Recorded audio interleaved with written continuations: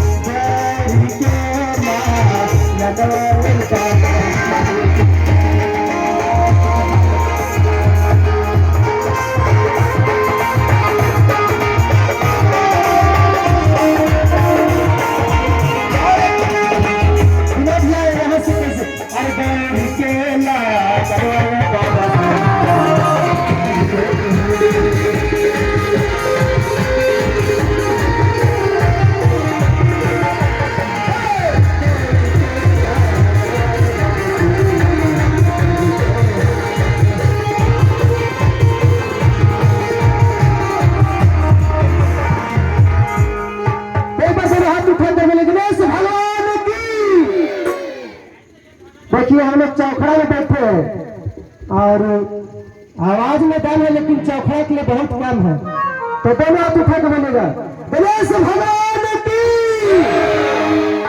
जय जय श्री राम, जयकारा पीर बजरंगी, हर हर महादेव बोलेगा जयकारा पीर बजरंगी,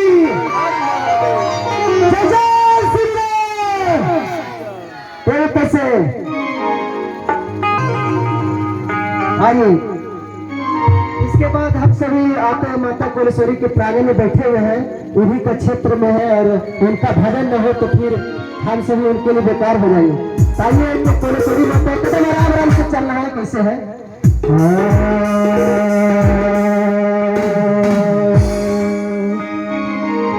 एक भक्त माता कोलेश्वरी से गुहार कर रहा है, अर्जी लगा रहा है कि माता आप इतना सारा जगह था, आप आखिर पहाड़ पर क्यों बस गए।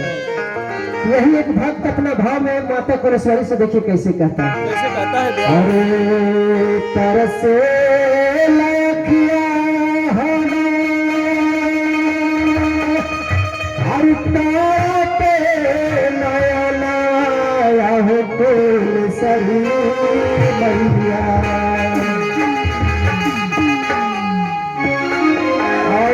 इस कार्यक्रम में हमारे परम मित्र इस क्षेत्र के लिए बहुत ही मतलब कैमरा में बोलिए, डिजिटल में बोलिए, बहुत चतरा में बहुत आगे है, वो हमारे सुनील प्रजापति जी है, आ चुके हैं, उनको भी बहुत बहुत धन्यवाद इस कार्यक्रम में। और तड़पे लछतिया हमरो तार से नया नया बहुत और जो कुलश्री माता से प्रेम करते तो हम हाथ उठा के बोलेंगे, दोनों हाथ उठाया होना चाहिए। बोलो कुलश्री माता की। अरे देईदा तू हमें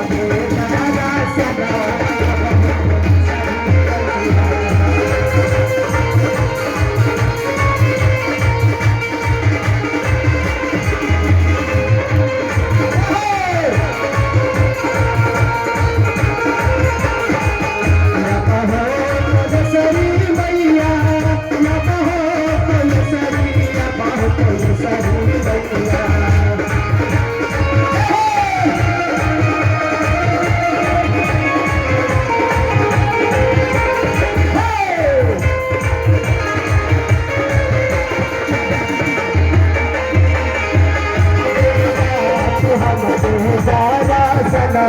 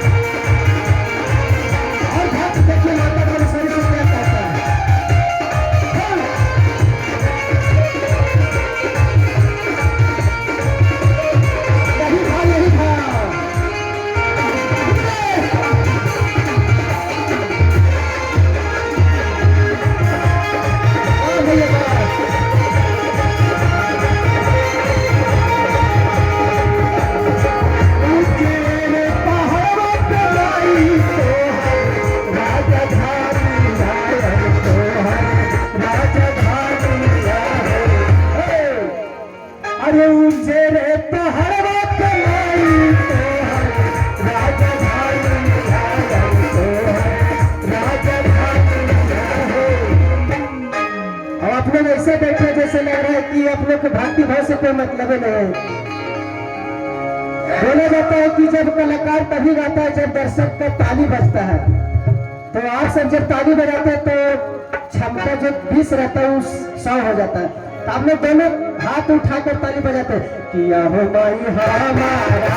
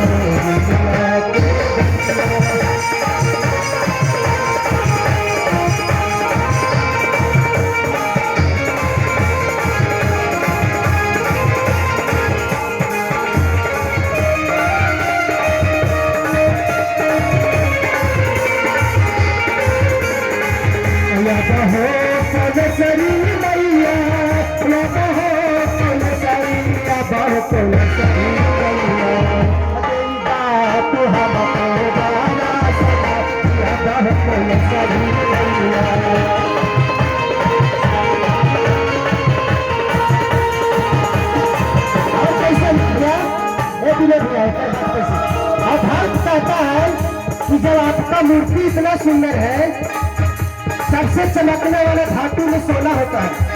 जब सोना जैसा आपका मूर्ति इतना चमकता है तो आपका असली में जो सूरत होगा कितना चमकता होगा। तो देखिए भक्त का भाव कैसे है।